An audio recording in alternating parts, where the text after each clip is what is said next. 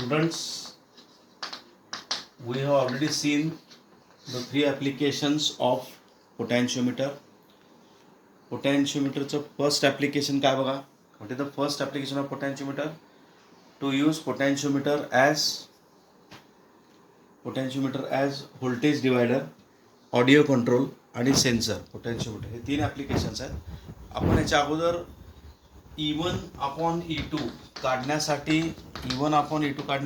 Bye individual method and by sum and difference method E1 upon E2 काढण्यासाठी आपण पोटेन्शियोमीटरचा वापर केलेला आहे. तसंच internal resistance of a cell काढण्यासाठी सुद्धा पोटेन्शियोमीटरचा वापर केलेला आहे. ह्याचे आपण दोन केसेस बघितलेत, इंडिव्हिज्युअल मेथड आणि सम अँड डिफरन्स मेथड आणि internal resistance of a cell. ह्या पद्धतीने आपण त्याचा वापर केलेला ऑलरेडी.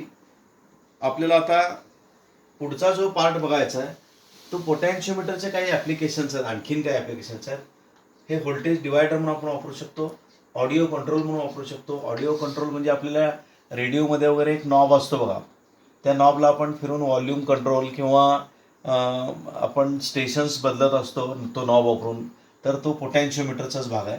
व्होल्टेज डिवायडर सर्किटमध्ये वापरतो, जिथं व्होल्टेज आपल्याला डिवाईड करायची गरज असते अशा व्होल्टेज डिवायडर सर्किटमध्ये. याचं मी डिटेल्स तुम्हाला कॉलेज चालू झाल्यावर सांगेन.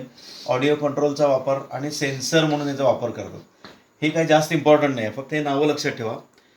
Potentiometer can be used as a voltage divider, potentiometer can be used in audio control system and potentiometer can be used as a sensor आपल्याला माहीत आहे. आपण सध्या सेन्सिंग डिव्हायसेस वापरतो, रिमोट कंट्रोल वगैरे असे सेन्सर्स जे असतात तिथं त्याच्यामध्ये आपण पोटेन्शियोमीटरचा वापर सेन्सर म्हणून कसा करायचा हे आपण नंतरच्या व्हिडिओमध्ये बघूया. तर हे तीन ॲप्लिकेशन्स आहेत.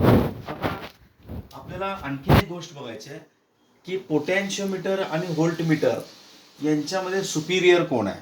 यांच्यामध्ये सुपिरियर पोटेन्शियोमीटर असतो. तर प्रश्न याच्यावर असा येऊ शकतो, what are the advantages of a potentiometer over voltmeter? What are advantages of potentiometer over voltmeter? तर त्याचा पहिला ॲडव्हान्टेज असा आहे की potentiometer is more sensitive. Potentiometer is more sensitive than voltmeter. Potentiometer आपल्याला माहिती आहे की आपण पोटेन्शियल डिफरन्स मोजण्यासाठी वापरतो. एखाद्या सेलचा टर्मिनल पोटेन्शियल डिफरन्स मोजायचा असेल तर ते वापरतो.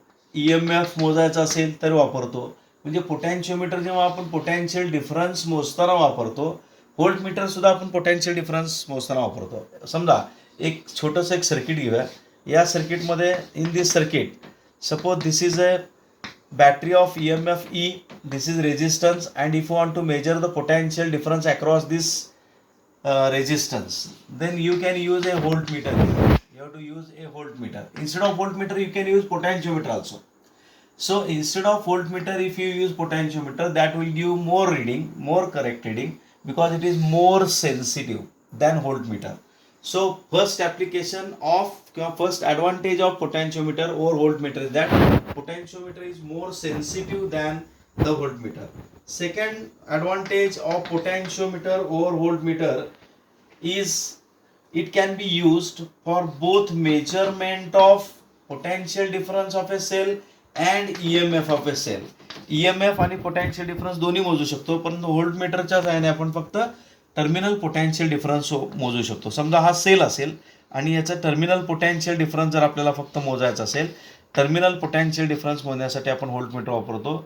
आपण EMF मोजण्यासाठी व्होल्टमीटर वापरू शकत नाही, because it measures only the potential difference between two ends of the sale.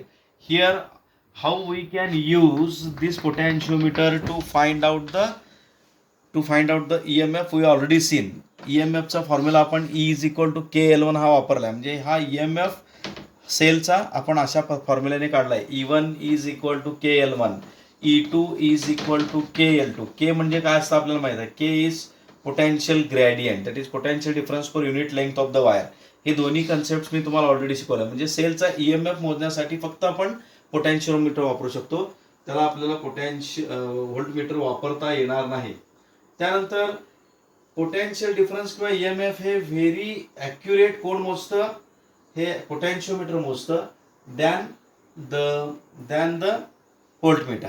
आणि याच्यामध्ये ह्या पोटॅन्शिओमीटरच्या सहाय्याने आपण अगदी 10⁻⁶ व्होल्ट इतका कमी पोटॅन्शियल डिफरन्स देखील मोजू शकतो, कारण पोटॅन्शिओमीटर हा सेन्सिटिव्ह डिव्हाइस आहे. आणि याच्यामध्ये मात्र व्होल्टमीटरच्या सहाय्याने मात्र आपल्याला एवढं छोटं पोटॅन्शियल डिफरन्स मोजता येणार नाही.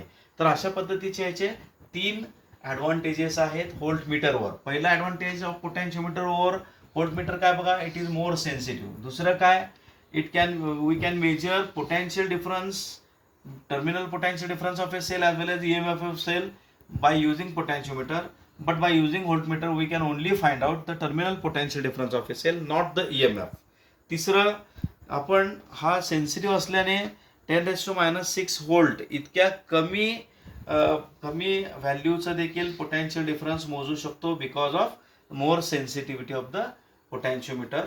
But by using the voltmeter we cannot measure such a small values of potential difference.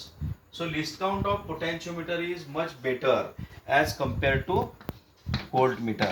Least count of potentiometer.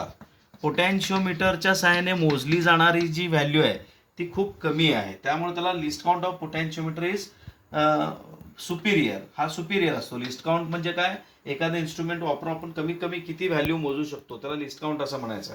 तर पोटॅन्शिओमीटरचं लिस्ट काउंट 10⁻⁶ व्होल्ट आहे. व्होल्टमीटरच्या सहाय्याने हे मोजता येत नाही. म्हणून पोटॅन्शिओमीटर आणि व्होल्टमीटर काम जरी एकच करत असले तरी पोटॅन्शिओमीटर हा व्होल्टमीटरवर सुपिरियर आहे, हे आपण बघितलं. So what question will arise here, what are the advantages of potentiometer over voltmeter, असा प्रश्न तुम्हाला येऊ शकतो. तर हे 3 पॉईंट्स तुम्हाला लिहायचे आहेत. तर I hope you are getting this. त्यानंतर आता पोटॅन्शिओमीटरचा भाग आपला संपला. आता आपल्याला गॅलॉनोमीटरचा भाग बघायचा आहे. तर गॅलॉनोमीटरच्या केसमध्ये what is galvanometer, let us see first what is galvanometer. आपण गॅलॉनोमीटर, टेबल गॅलॉनोमीटर वापरतो. तर टेबल गॅलॉनोमीटर म्हणजे आपण एखाद्या पाथमधून करंट जातोय की नाही ते चेक करण्यासाठी गॅलॉनोमीटरचा वापर होतो. म्हणजे समजा हा गॅलॉनोमीटर असेल तर आपण हा सिरीजमध्ये जोडू शकतो सर्किटमध्ये, किंवा पॅरललमध्ये जोडू शकतो सर्किटमध्ये. म्हणजे सर्किटमध्ये सिरीज किंवा पॅरललमध्ये गॅलॉनोमीटर तुम्ही लावून तिथे चेक करू शकता त्या पर्टिक्युलर ब्रँचमधून करंट पास होतोय की नाही ते. म्हणजे एखाद्या पर्टिक्युलर रेजिस्टन्सच्या अबाउट, म्हणजे आपण समजा एक साधं एक्झाम्पल घेऊया. फॉर एक्झाम्पल समजा ही बॅटरी आहे, छोटा सेल आहे, याचं EMF E आहे. हा करंट सेंड करेल I, आणि याच्यातून I करंट होईल आणि I करंट पास होईल. आणि हा जर R रेजिस्टन्स असेल तर याच्या अक्रॉस जर आपण गॅलॉनोमीटर लावलो तर हा डिफ्लेक्शन दाखवेल. याचा अर्थ इथं हा व्होल्टमीटर म्हणून काम करतो. आणि हा गॅलॉनोमीटर काढून किंवा हा दुसरा गॅलॉनोमीटर आपण जर या सर्किटमध्ये जोडला तर इथं हा काय दाखवतो, याच्यातून करंट पास होतो. हा करंट याच्यातून पास झाला की हा डिफ्लेक्शन दाखवतो. म्हणजे इथं आपण हा गॅलॉनोमीटर ॲमीटर म्हणून वापरलाय, इथं हा गॅलॉनोमीटर आपण व्होल्टमीटर म्हणून वापरलाय. आपल्याला पुढच्या भागामध्ये ॲमीटर म्हणजे कसं गॅलॉनोमीटरचं कन्व्हर्शन कसं ॲमीटरमध्ये करायचं, किंवा गॅलॉनोमीटरचं कन्व्हर्शन आपण व्होल्टमीटरमध्ये कसं करायचं हे आपल्याला बघायचं आहे. So this is very important. So galvanometer is used to measure the potential difference across some component in a circuit, as well as it can be used to measure the current in the one of the branches of the circuit. म्हणजे current एखाद्या ब्रँचमध्ये किती flow होतो हे मोजण्यासाठी आपण गॅलॉनोमीटर वापरू शकतो. आणि एखाद्या कंपोनंटच्या अक्रॉसचं पोटॅन्शियल डिफरन्स किती आहे हे मोजण्यासाठी सुद्धा गॅलॉनोमीटरचा वापर होतो. त्याच्यासाठी त्याच्यामध्ये थोडंसं मॉडिफिकेशन करणं गरजेचं आहे. परंतु पहिल्यांदा गॅलॉनोमीटर म्हणजे काय बघा. गॅलॉनोमीटरमध्ये काय असतं तर याच्यामध्ये अशा पद्धतीचे एक हॉर्स शू मॅग्नेट असतं, like this. Suppose this is a horse shoe magnet. इथं तुम्हाला हे दिसतं, इथं हॉर्स शू मॅग्नेट दिसतात. आणि याच्या आतमध्ये एक कॉईल ठेवलेली असते. ही कॉईल आहे.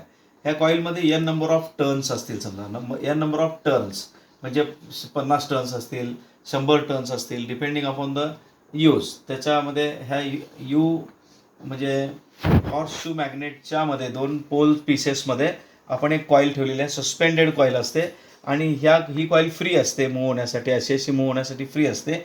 आणि या कॉईलमधून जेव्हा करंट पास होतो तेव्हा ती करंट कॅरिंग कॉईल आपण मॅग्नेटिक फील्डमध्ये ठेवलेली आहे. हे मॅग्नेटिक फील्ड तुम्हाला दिसतं. ही सस्पेंडेड कॉईल आहे. आणि या कॉईल इथं तुम्हाला एक स्केल दिसतो. या स्केलवर हा इंडिकेटर फिरतो. म्हणजे आपण एक इंडिकेटर जोडायचं आहे. कशाला इंडिकेटर जोडायचं आहे, या कॉईलला इंडिकेटर जोडायचं आहे. समजा आपण यातनं करंट पासच केलं नाही तर ती कॉईल 0 रिडिंग दाखवेल, इथं 0 रिडिंग दाखवेल. जर करंट पास केला तर करंट जितका पास करतो त्या प्रमाणात ती डिफ्लेक्ट होईल. तर अशा पद्धतीचं हे गॅलव्हॅनोमीटर आहे. So this is called as galvanometer G. आपल्याला जो पार्ट आतला दिसत नाही तो हा पार्ट आहे. आपल्याला फक्त वरचं हे दिसतं, इंडिकेटर दिसतो आणि हे 0 1 असेल, 2 असेल, 3 असेल, 4 5 असं आपल्याला डिव्हिजन्स दिसतात. आणि आपण करंट पास केल्यानंतर ते काहीतरी डिव्हिजन दाखवतं असं आपल्याला दिसतं. म्हणजे we can see only the division, we can see only deflection. Suppose the galvanometer is deflected to this value, this division, then we say that the current passed through the coil is more current passing through the coil, more will be the deflection. So deflection theta of this coil, जे ही coil जी आहे, ही coil अशी आहे, ह्यातनं असे turns आहेत त्याच्यामध्ये. समजा त्यातनं आपण करंट पास केला तर ती डिफ्लेक्ट होते. ती डिफ्लेक्ट होते याचा अर्थ ती करंटवर डिपेंडिंग आहे. करंट जास्त असेल तर डिफ्लेक्शन जास्त असेल. करंट तुम्ही आणखीन वाढवलं तर डिफ्लेक्शन वाढेल. करंट कमी केला तर deflection of the coil will be less and accordingly the indicator will show the reading. म्हणजे गॅलव्हॅनोमीटरचा वापर. So how to use galvanometer? So what is galvanometer? Galvanometer is a device which checks whether current is passing through a circuit or not through some branch. आणि त्याचं construction कसं असतं, याच्यामध्ये एक strong horseshoe magnet असतो आणि त्या horseshoe मॅग्नेटच्या मध्ये पोल पीसेस, म्हणजे या 2 पोल पीसेसच्या मध्ये एक कॉईल ठेवलेली असते. आणि त्या कॉईलमधून जेव्हा आपण करंट पास करतो ती कॉईल डिफ्लेक्ट होते. मॅग्नेटिक फील्डमुळं करंट कॅरिंग कॉईल डिफ्लेक्ट होते आणि त्याच्यावर लावलेला जो इंडिकेटर असतो तो आपल्याला वेगवेगळे रिडिंग दाखवतो. म्हणजे याचं डिफ्लेक्शन जे आहे कॉईलचं, म्हणजे कॉईल अशी झाली की तो याच्यावर लावलेला जो इंडिकेटर आहे तो असा रोटेट होतो. आणि समजा काहीच करंट नसेल तर तो 0वर असतो. काहीतरी करंट त्यातनं पास केला तर तो असा रोटेट होतो आणि काहीतरी आपल्याला डिफ्लेक्शन मिळतं. आणि हे जे डिफ्लेक्शन थीटा असतं ते करंटला डायरेक्टली प्रोपोर्शनल असतं. अशा पद्धतीचं हे गॅलव्हॅनोमीटरचं वर्किंग आहे. So this is a table galvanometer. याला आपण इंटरनल स्ट्रक्चर ऑफ गॅलव्हॅनोमीटर असं म्हणू शकतो. याच्यावर तुम्हाला हे जे दिसतं ते एक हा पॉइंटर आहे आणि एक स्केल आहे. याच्यावर असा स्केल दिसतो तुम्हाला. ह्या स्केलवर मॅक्सिमम जर तो पॉइंटर गेला तर करंट जास्त आहे म्हणायचं, कमी गेला तर करंट कमी आहे असं आपण म्हणतो. म्हणजे deflection is proportional to the current passing through the coil. म्हणजे करंटमधून किती करंट कॉईलमधून किती करंट जातोय त्याच्यावर ती कॉईल किती डिफ्लेक्ट होणार आहे हे आपल्याला पाहायला मिळतं. So position of pointer on the scale provided indicates the current passing through the galvanometer. म्हणजे याची जी पोझिशन असते, position of pointer on the scale represents the current. If position is at larger divisions then current will be more and so on. So in this way this galvanometer works.